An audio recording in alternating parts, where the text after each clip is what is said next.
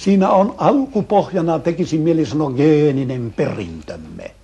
Turvallisuuden tarve, pelko, valmistautuminen taisteluun, olemassaolon taistelu, josta Darwin aikoinaan paljon puhui. Mitä meitä on kasvatettu ja opetettu, aina antiikin ajoista saakka. Varustautumaan taisteluun, pitämään puolensa, miehuullisesti, sankarillisesti kuolemaan. Kaunis on kuolla, kun joukko siessä urhona kaadut. Siitä on tehty korkein arvo. Siihen sitten nyt meidän aikanamme, sen jälkeen kun me olemme jättäneet taaksemme antiikin ajat ja feodalismia siirtyneet niin sanottuun kapitalismiin, tämä on antanut uuden käsitesisällyksen ja uuden praktiikan näille vanhoille instinkteille, vanhoille vaistoille, jotka ovat meissä perinnöllisesti itse kussakin. Nyt meillä on tämä omaisuuden turva ympärillämme. Meillä on kilpailu siitä, kuka omistaa enemmän. Se palvelee meidän turvallisuuden tarvettamme. Meillä on tämmöinen tunne. Tässä tilassa me elämme. Ja tämä on se uni, jota Frank tarkoitti. Ja se on hirvittävän vaarallinen uni.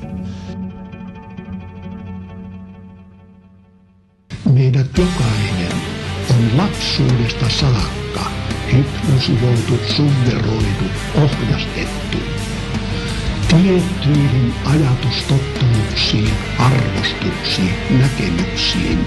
Ne ovat muuttuneet meissä sekä tietoisiksi että piilotajuisiksi, mutta niin vaikuttaviksi voimiksi, rakennelmiksi, värilaseiksi, että me näemme rehellisimmällä katseellamme maailman juuri niiden läpi. Ja tämä ystävät alkaa selittää, miksi hyvien ihmisten maailma on niin helvetillinen kuin se on. Miksi kahden maan sankarilliset, syvästi liikuttuneet nuoret miehet syöksyvät toisiansa vastaan, tappaakseensa toisensa mahdollisimman tehokkaasti, puhtain sydämin, pamppailevin sydämin, innostuneen, kyyneltyneen sinne, Jumalan nimestä, Jumalan kodin ja isänmaan nimestä. Tekevät sen puhtaalla omalla tunnolla. Me Suomessa tämän tiedämme. Tuhannet ja taasen tuhannet Suomen nuoret miehet ovat tehneet näin. Meidän on vaikeampi ymmärtää se tosiaan, että nuo venäläisnuoret miehet tekivät aivan samoin. Aivan samoin. Yhtä jalosti, yhtä uhrautuvasti. Mitäs jos maailman tila on sellainen kuin on, vain sen vuoksi, että kaikki ihmiset, äärimmäisen harvoja poikkeuksia lukuun ottamatta, heränneitäkin saattaa olla. Mutta yleensä nekin ihmiset, jotka demokraattisessa asian järjestyksessä antavat suunnat jopa poliitikoillekin. Sillä mitäpä poliitikko osaa muuta kuin yrittää temppuilla niin, että tulisi valituksi vastakin. Että me antaisimme hänelle kannatuksemme. Kyllä me olemme me tavalliset ihmiset loppujen lopuksi vastuussa kaikesta, mitä tapahtuu. Mitäs jos me tavalliset kunnon ihmiset olemme sittenkin aivan unessa ja maailma on tämmöisessä painajaismaisessa tilassa sen vuoksi, että me olemme painajaisunessa.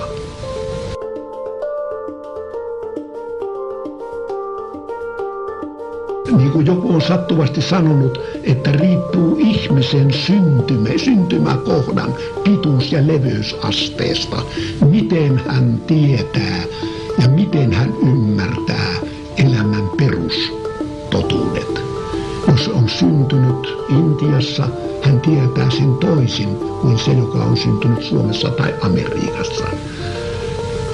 Jokainen ihminen, jopa elämän syvimmätkin asiat, tajuaa tavalla, joka on hänen lähimmälle ympäristöllensä ominaista.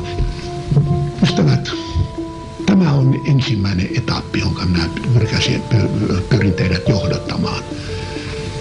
Me nukumme, me olemme unessa, se on hyvin luonnollinen asiaintila. Ei se ole millään tavalla paheksuttava. Se on yhtä luonnollinen kuin lapsuus. Yhtä luonnollinen kuin se, että ihon väri on ihmisellä. Toisella musta, toisella keltainen, toisella valkoinen ja niin poispäin.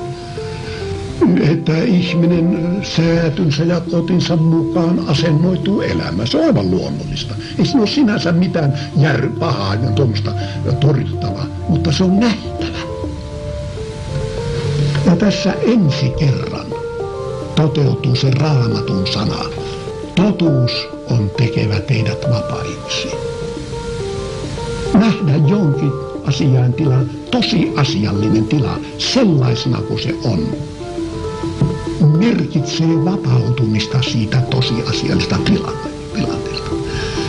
Jollakin tavalla raukeaa ne pidikkeet, ne kahleet, ne suggestiot, ne vakuuttelut, ne varmuudet, arvostukset, mielipiteet. Kirja ja sanat eivät nimittäin koskaan opeta meille totuutta, sallikaa minun sanoa välillä. Zen-buddhistit ovat antaneet meille hienon ja valaisevan sanan.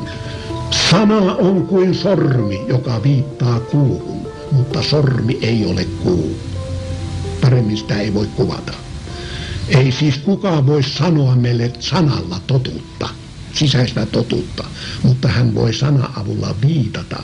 Se totuus viriää meissä itsessämme ainutkertaisella tavalla, jos on viritäkseen.